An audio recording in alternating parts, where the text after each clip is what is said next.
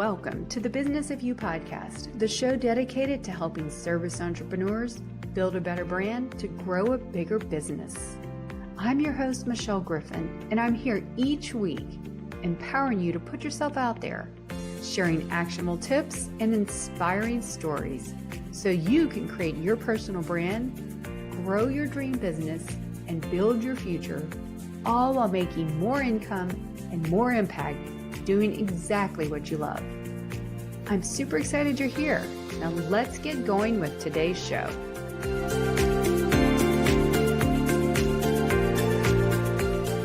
Welcome everybody. This is the fourth episode of the Business of You. I'm Michelle Griffin, your host, and I'm super excited to introduce my guest. But first, I have a question. When you're online building your personal brand, no matter if it's LinkedIn or any social media platform, do you find yourself comparing yourself, or even worse, second guessing yourself? And I'm sure you do, because guess what? We all do. I don't care how big you're following, how long on your journey you are. We're only humans, and that's what we do. So today we're going to talk all about your well-being and building your personal brand. I'm so excited today to welcome my friend and my guest, Ancuta Boiciuc. Did I get that right? Welcome. Yeah, that was good. Thank you so much. Oh, so exciting. Yes, we've been LinkedIn friends for kind of like a while now, and she has amazing content. So I know you tell us about yourself. I was going to introduce you, but why not you do it? Thank you. I have quite a real and raw content, I would say. I'm a very emotional human being, and what I do in my day-to-day is I write content for one of my friends, Alexandra, and her podcast called Family Podcast. And I also work full-time as a customer experience. Yes. And then you're really passionate about mental well-being, healthy well-being, and showing up in line. So that's what we're here to talk about today, because I was telling her in the pre-chat, I was like, I'm really feeling the unbalanced part today. It's just really hitting me hard. I tell everyone to put yourself out there, right? I do. And then guess what? It gets to be really hard sometimes, especially, I don't care if you're working for a corporation or an entrepreneur, it just gets hard. So today, tell us exactly why is it so important to find that balance, you say, online? Ooh, I think finding balance overall is a topic that is very, let's say, complicated for many. And I think we forget that our mind and body is connected and we can't keep going for a long time. So I think it's really important to work hard, but also work smart and with our bodies, with our minds, understand what works well. Well, for me, what is really important is to set boundaries on how you work and how you live your daily life. So I think overall, just thinking a more of a holistic perspective towards your daily life and your energy, and not so much how much we can produce and how many goals we can achieve, right? Because we can't do it without our health, after all, no matter if it's physical or emotional health. So I would say that's why for me this is such a big part. And I'm also going myself for a journey of, as my therapist called it, a transformation to a more healthy awareness and understanding. So I really like to share that, and it might not be the most popular content on there, but the ones that it's important. It's totally important. Tell us about what you talked about in your post today, because that was super important about showing up and all the things. Like the problems I was highlighting, and you did too, is we have imposter syndrome, right? We have the fear of stepping out, the fear of writing and fear of being judged. Just, and also too, the flip side of having too much time online, and that gets to us too. So tell us some of those things you talked about today and what we need to do to fix that. I think my sort of 5 mini steps that could be applied in what I wrote today is that you don't have to look at others with the sense that you are not doing enough. I think finding the awareness and the point where I really know what I'm doing, and I'm aware that I have to grow. And of course, we all should grow. We're in continuous growth. But in the same time, we should not compare with someone's congratulations post or with someone's, success on 1,000 characters on LinkedIn or other posts, other social media, where it's even more, perfect and polished. And I think starting from that point makes you realize that you have actually something unique. And since you're talking all the time about personal branding, that's kind of the first point to start also with personal branding, understanding your unique value and that it's not about blending in. It's actually sort of challenging what already exists and being yourself. And literally for me, my sort of motto is challenging the norm and standing out in a respectful way, of course, because that's how you grow as a human, not by sort of following the others. And Exactly. Easier said than done, though, right? I mean, we all want to stand out, but we find ourselves blending in. So let's break that down. Like, what's the first step? Like, where does one start? Because it's so easy to say, I'm going to do it, I'm going to do it, I'm going to do it, and then we don't do it. So what do you think? I think from my own personal experience, I would say that not trying to solve the world, I mean your world, try to understand whether it's something professional that you're striving after or whether it's something personal that you want to work on. And from that point on, simply just writing what you're good at and what can you do for yourself and for others. I think that is really important. I had at one point this challenge and I loved it. And I spoke actually with someone who I met through LinkedIn about the 100 things you're good at. Ooh, yeah. And writing that list actually really opened my eyes. There are so many things that I would never say about myself that I'm good at. And I'm not talking anyway expertise or anything like that, but just something that I really know how to do and I feel proud of doing. And I think I read this somewhere on Justin Welsh's, one of his posts about that. And I think really resonates with the fact that we really focus on what we don't have and You're what right. we lack. We have to twist it around and it's really a hard process. And I'm not here to tell everyone that this is like sort of writing on paper and that's it. Just every day accomplishing something and celebrating it and realizing that you have something unique to give to the world. And the world has to see it, especially when you build a brand for yourself. Exactly. Yeah. Well, tell me though, because your LinkedIn journey, when did it start and how did you decide to come out? Because I think you also pivoted. I know that word is a little overused, but you changed up some of the way you were presenting yourself. Is that correct? How did you find the courage and the confidence to do that? Well, it started when I lost my job last year. I was active back in June, July last year, but then it was also with a purpose to find my next sort of career move. But then I realized that's not really why I'm on LinkedIn and I don't want to be one of those. So I just wanted to find a space where I can write. And I actually never realized I see myself as a very sort of raw and genuine type of writer that uses simple words and tries to do the catchy phrases, to make people read my content. And I just saw that people are writing me back in private messages telling to me that this post inspired them. And I started sort of going from the likes and the comments and the numbers towards the impact that I can create, right? Yes, exactly. And it went like that. And it's a journey that, of course, some days are not great, some days are better than others. But I still stick my ground to the fact that I'm not here to sell you anything. I'm just here to empower you and make you understand that you actually have something to offer and it sits within you and not someone external. That's really good. Now, you had the courage to come out and now you're a writer. I think you were doing something else in your previous role. What are the first steps that people need to take? Like, I know that 100 things about you. I would love for you to find that post if you're wanting to, or a template to do that. And we can link it in these comments. And then people can do that. Like if I thought of doing 100 things, I think that is the hardest thing, but probably the most helpful thing, right? 100 things, that's huge. I mean, I would just, would you share that list or at least the template for it to get started? The template is very basic. I took a piece of paper, wrote the 100 things I'm good at. And I think the first 40 came pretty easily, but it was then from 40 onwards until I reached about 70, 80. It was quite a process. I'm my biggest critic and my biggest enemy as we all are. Yes. Yeah. And that's why personal brands, we all have a brand and it's just for me, my version is just your reputation and who you are. But, it's kind of a convoluted term and people like, well, I don't know that's a struggle. The struggle is real. Is like, how do I show up? Who am I really? So that deep dive of 100 things. And then would you separate them? For me, I would think separate them personally and professionally, things you've gotten good at in both realms. Did you do that as well? Yeah, I definitely had that category. And I also had the things that I do for others and for me. Yeah, because that's that's huge. also an understanding, especially as I come from a very difficult childhood. So I've developed this characteristic of giving a lot to people, but I rarely gave to myself. So making this exercise was a huge gratitude sort of push to me to understand that I actually have to do more good things for me without being selfish, of course, still being the nature that I am and so on. Exactly. Well, that's the whole, I always say LinkedIn is about the law of reciprocity. The more you give, you're going to get back, and giving without expectation of returning. I mean, you see that it's such a supportive community.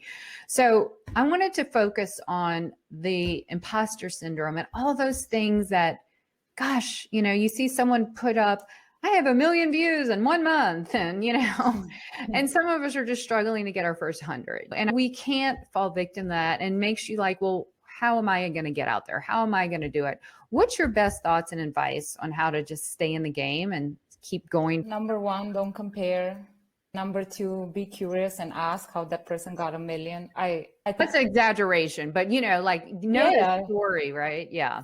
Even just from the other perspective of someone getting the job that you always wanted to get, that for me was something really inspirational. And the person that I am writing content for, it's a person that I admire. And getting to work with her demonstrated me that you really don't have to compare, and just try to understand how could that person get to that. And there's always, when you see someone who has quite a following, that means they are going through a journey, through a personal journey. No one has perfect days. Exactly. And I think if you want to connect with that person genuinely and ask them this very real question, like, what is the most difficult thing you have been through lately, and how did you overcome that in building your brand? That's kind of a different connection question than, hey, I would like to connect with you. And that kind of sparks sort of the point of why LinkedIn is here, to make us, create our brand and become aware of what can we offer and what can we do, but at the same time have this genuine connections with people that are, as we just did this across in different continents, right? It's exactly. That's what the point is about. Yeah. So, so celebrate other people's successes. I know yours will come to, as stay in the game, and we all have our version of it. And I've learned that too, as I've seen everybody's different ways. And you have to just kind of put blinders on. I tend to myself, I'll read too much and start going off in tangents. Oh, this idea looks good. That's another thing. You get online and you see everyone doing everything else, and you think, oh, I should do that too, right? And it doesn't really apply to you. So really exactly knowing who you are as a person, what makes you tick, who you want to serve, all those parameters, I call it my foundational stuff when I do my branding, that's going to really know. And then getting different, like knowing how you're different is the most critical thing, because then you realize, well, I have a different approach, or I have a different perspective. And you don't have to think that your comparison. And my personal belief is we don't have competition, because we all should find the creative and unique way that we stand out and solve problems for our people. Would you agree? Oh yeah, 100%. That's probably the biggest learning I've had throughout my sort of adult life. Yes. Not at all, but I've been through a lot, and competition is something I grew up with.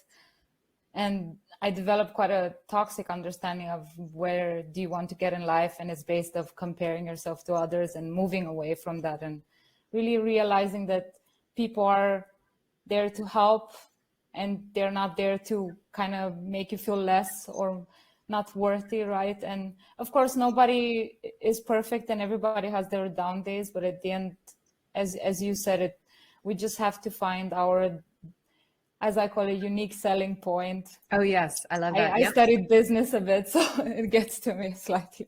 No, it's exactly true. A person can have a unique selling point, a unique advantage, and we all do, because no one else has your stories, your experience, your perspectives, your background, all those things weave in. And that's why, if you see someone who makes you feel like, oh, the competition, I feel like an imposter, the biggest and boldest thing you can do is go and congratulate that person. Like if you see a post, I mean, that's a huge step, knowing it's validating.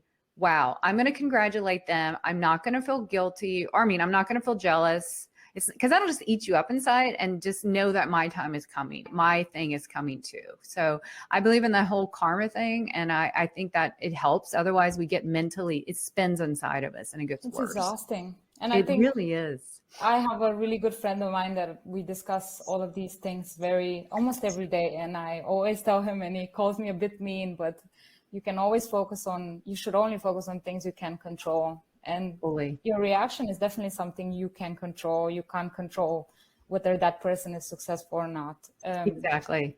And because you never know. I mean, you never know what it took to get there. So everyone has their struggles. So this is all super good because imposter syndrome and competitive analysis, comparison analysis. I wrote that in my post today, and it's so true.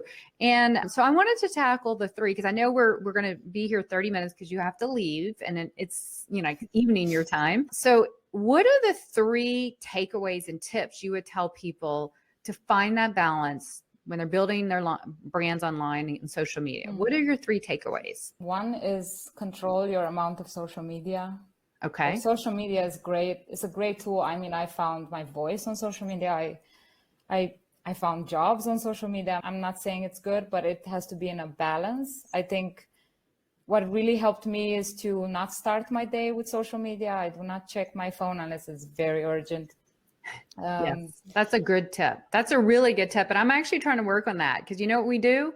We end up picking up our phones. I know I do. It's a dopamine hit too. They're bred to be addicting. Yeah, they're made for that. Yeah. And at the same time, don't end your day with social media. For me, an hour, and I'm respecting this, I think 5 out of 7 days a week. But for me, 1.5 hours before I sleep, I do not look at my phone anymore. Yeah, no, that's really good. And another tip that I have not instituted is finding an alarm clock that's not your phone, because it's so easy to, pick up the phone, turn off the alarm, and it's in your hand. And yeah, so I haven't done that yet, but that would help. And so I love social media. That's how I built my brand and my business. And I find, business and opportunities and reach out and help people. But it's a toxic thing sometimes. And we've just got to, and that could be a discussion for endless. At the first is monitor and limit your social media exposure. Yeah, with that included, follow people that inspire and don't take you down emotionally. I think it's a big learning for me to be surrounded by inspirational content, and also content that doesn't give me this fear of missing out or this comparison anxiety. I think it's really important. At least that is true. You know what you can do? You can unfollow them. I don't ever block anyone, but if someone's just not like, and I want to be nice and thing, but if someone's just, it's not encouraging to you and it's setting you off, unfollow them. They'll never know. And then your feed, I'm all about keeping the feed positive. Is that what you do too? I think respect towards your audience, your community. Audience sounds a bit too much, but community. Yeah, I call it community too. Exactly. Yeah, and the people that you reach and they reach out to you, I think respect overall is really important. I tend to say, and that's maybe number 2, I am not a different person, for example, when I talk to you and when I leave the house. And having this sort of course, I'm myself when I'm alone, right? I'm my own person, but then I don't try to portray a way that it's healthy for you to sustain long-term. That's also in regards to personal branding as well. Yes. If you strive for Mount Everest and you can't reach even midway, then you won't be able to keep up in the same pace. And I think that's the threat when you see the thought leaders out there with quite a big following and personalities in any kind of industry that you are a part of, right? Exactly. Be yourself online as you are off. And that's who I am. If you come to Pensacola, Florida and meet me, you will see that I am exactly like this. I don't change. And with one thing, you would find I'm probably more open and outgoing because I find myself to be a little bit more private, and I need to work on that, honestly. But I'm actually, same me. And that's that word authentic, which is a trend and a cliche now. That's exactly what it is. Be real, who you are on and offline. Simple as that, right? So is that your third tip? Because the first one was monitor social media. Second was keep your feed clean or something like that. Is that number 2? What was that number 2? No, I think that was, I think the 1 and 2 were kind of together. Oh, okay. Sort of. Okay. And then the second one was the one that we just talked about. And I think the third one is do not copy. Yes. Please don't copy, because you see that unfortunately a lot. People see, oh, that's working, let me do that. Well, it goes back to number 2. you can't sustain that. And then it's just another mix of competition. So stand out in any way you can. Just be you. Tell stories, show up. People really in this day and age after COVID, more humanized, personalized. Last week, I watched a LinkedIn Live with the editor of Entrepreneur Magazine and one of the product managers at LinkedIn. And she's like, she validated that. Be human, be personalized. We want to see that. I mean, there she was saying that. So I'm like, there you go, all those people. I'm not saying pour all the things, but what's comfortable for you? It's okay to unbutton up. Okay, that sounds a little weird, but you know what I mean? It's okay to be more of you and not so buttoned up, I guess. So I mean, if you want to have red hair like me, please do so. I wanted to also add like sort of PS, as I always say, you are not less and not more than anyone else you see. And I think this is also part of the culture I've been living in Denmark for so long, and this equalities thing that we are experiencing here, and not showing that you are more than someone or feeling less. It's really important in both building your brand and having, I think, the confidence to understand that you have something to offer. And that for me has been the biggest growth path, that I am really good at something. I just need to find it within myself. And as I wrote earlier in one of my articles, that you need to find your support system. It's quite finding who you want to be and what you want to offer. It's quite a lonely journey if you don't have the support people around you. Either it's a cheerleader or a mentor or somebody that is the harsh friend, like I am sometimes, like the honest friend. The tough love friend, yep. Yeah, you need all of those. And I think especially when you reach to a point where it can stagnate. And I've certainly have reached that at one point, and you started feeling that you don't really have your place anymore, where you are posting and where you're creating your brand. So yeah. Okay. So you totally nailed it there. So realize who you are, and you are something great and you have something valuable. So find what that is. And you usually know what it is, but we start looking at other people and we get blinded by our own goodness and greatness inside. So find what it is. Like yours is writing. You love it. You're good at it. You're working in it. And then find who you're going to, going deeper in the branding thing, find who you're doing it for, the problem you solve. That's all really good. And then this is my way I think personal brands are grown, having a community. They're helping support you. They spread your message. They support your message. They collaborate. They refer you. I mean, they just are your rock, And so I treasure my community.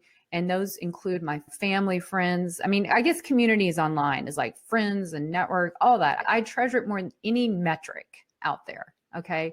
And people are what drive it. That's why we call it personal branding, for people. And so this was so good. I know there's so many nuggets, and I'll be doing a recap. So thank you for that. If we're going to know more about you, when we want to know more about you, where should someone go to find you?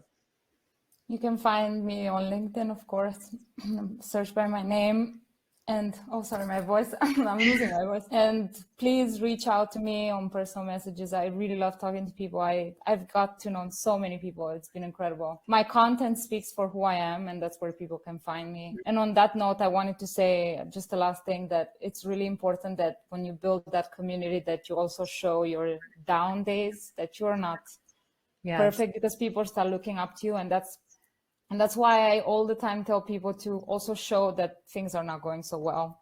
And that you can definitely find in my content. If you even scroll to the past couple of weeks, it's been up and down. And you can find my articles every second Thursday on Family Podcast. I can link those. Yeah, link those up. I'd like to see more of those too. Put those some in your featured section or whatever, because I would love to read those. You're right. So build that community, be real. It's okay to be human. We're all human, and we do all have the ups and downs days. So people can support you. If you don't let people know, they can't support you. It's just like, if you want to build a brand, you got to get out there, because no one can know you unless you get out there, and no one can support you unless you're open up. So thank you for those wise words of wisdom. So she's going to drop her 100 things about her posts and her femme podcast writings so we can check them out. And I want to just give a shout out. So I know we're at the end and she has to leave, and we're going to keep this wrapped up, but I want to thank you all for joining the 4th episode of The Business of You. I just want to say thank you so much. Any last part? Oh, you know what? I totally forgot. We got so wrapped up in your 3 things. I asked this for everyone. What is your professional or personal mantra that you want to share today to inspire us all. You're not less, you're not more. You're exactly where you're supposed to be, and keep going. Oh, I love that. That was actually a great way to end the show. Well, thank you so much, Ancuta. It was so great to finally meet you and virtually. So anyway, we'll put all those links in and we'll talk to you guys soon. And we will see you next week on The Business of You. Thank you.